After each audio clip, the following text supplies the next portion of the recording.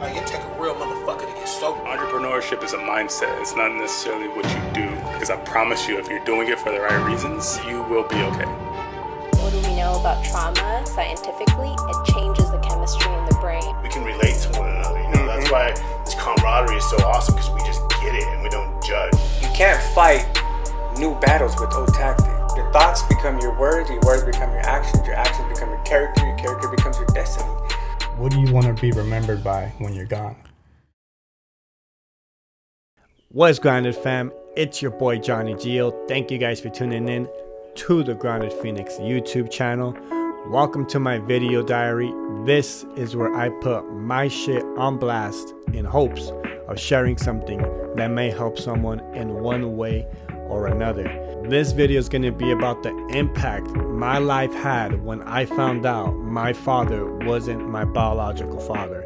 Now, before I get into it, there's a lot of things you got to know about my dad. He was my hero growing up as a kid. I was that little boy that was arguing with the other kids, my dad's stronger than your dad. He could lift a car with one arm type of deal, like he was my hero. There was a lot of great memories with my dad. My mom was very strict, and she was always yelling for some reason. She was always pissed off. And my dad was always just clowning, making jokes, even mocking her. And sometimes at the dinner table when things were all tensed up, he was the one putting a smile on our face. He's the reason why I got into sports. He watched the Lakers. He was a big Laker fan. He watched the NFL, and I started picking up on sports because of him. He took me to my first Laker game. He took me to a wrestling match. I think it was Raw is War, WWF. Back in those days when it was WWF, we used to really love wrestling. Me and my brothers and my sister. And he did a lot of things where it brought a lot of joy in my life. And unfortunately, those things were dismissed. Those things were very quickly forgotten when I found out that he wasn't my biological father. And it's a trip when I tell this story. People are like, damn, that's crazy how it happened. I was coming home in middle school. This is the first day that I tried crystal meth. It was in the 7th grade, and I'm going home tweaked out of my mind. And my mom's sitting in the porch drinking, and I already knew. I was like, shit, something's going on, She's like, sit down and to tell you something. She doesn't even notice. My eyes are dilated as fuck. And she tells me, I need to tell you something. Your dad is not your dad. He's your stepdad. You have a dad, and you probably have other family members. I don't know anything about him. He's probably in Mexico for sure, or I don't even know if he's alive, So in that moment, all of those happy memories, all that joy that he brought to my life, for some reason, it vanished. And that was the birth of my victimized mentality. At that point on, I remember just feeling like the world was against me. I remember feeling like people lied to me. I remember feeling that I couldn't really trust anybody. I didn't know what to believe. I started thinking more of what I didn't have instead of what I did have. I would focus a lot on how my biological father looked, if I had other family members, how he was, why him and my mom never worked out. And these are all questions that that are normal and that are natural. But instead of focusing on the dad that I did have, my hero, I turned him into a villain in a sense, because he lied to me, or he was hiding things from me.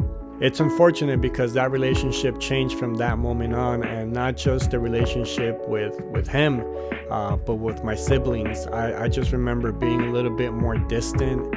I started realizing, oh my God, like this makes so much sense. Me and my sister and my other 2 brothers don't really look alike. So I started feeling like separation of emotions for my siblings as well. Like I didn't really feel like we were connected anymore. I started feeling like I didn't belong, you know. It's funny, I'm actually the darker one out of the family, and we laugh about it now. My sister calls me Mowgli, or she used to call me Mowgli from the Jungle Book. It's actually pretty funny. But I felt like I was like the adopted kid. And it's crazy because I had everything I could possibly want. You know, I had siblings, I had a mother, I had a father, I had a house, you know, everything was, it wasn't that bad how I created it in my mind and how I felt. Early on, I resorted to drinking. I don't want to say that that's the main reason why I started drinking. You know, alcohol was everywhere in my life. But I really do think that subconsciously, that pain, that void was there. And so I drank the way I drank, and I felt the way I felt when I was drunk. Looking back at everything now, I realized how ungrateful I was to him. And, you know, unfortunately, he passed away not knowing how much I loved him, how much I cared about him, how much of a positive impact he had in my life. I take the opportunity every night to let him know that I love him, that I miss him, that he played a huge role in my life, and a part of what I do, and a part of why I am the dad I am now is a big reason because of him. One of the biggest things I regret today is treating him the way I did when I was drunk, not showing him the love and respect that he truly deserved, the appreciation that I have for him, and basically making an amends to him. So that is why every night, you know, when I pray, I make sure I talk to him and I let him know, you know, that, and I let him know how I feel.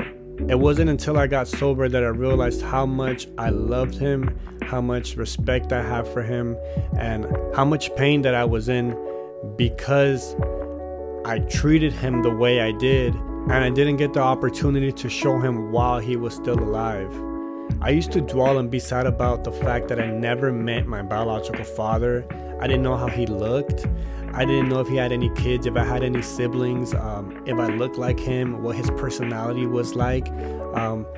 But nowadays, I'm just grateful to have had a father, you know, a very good one.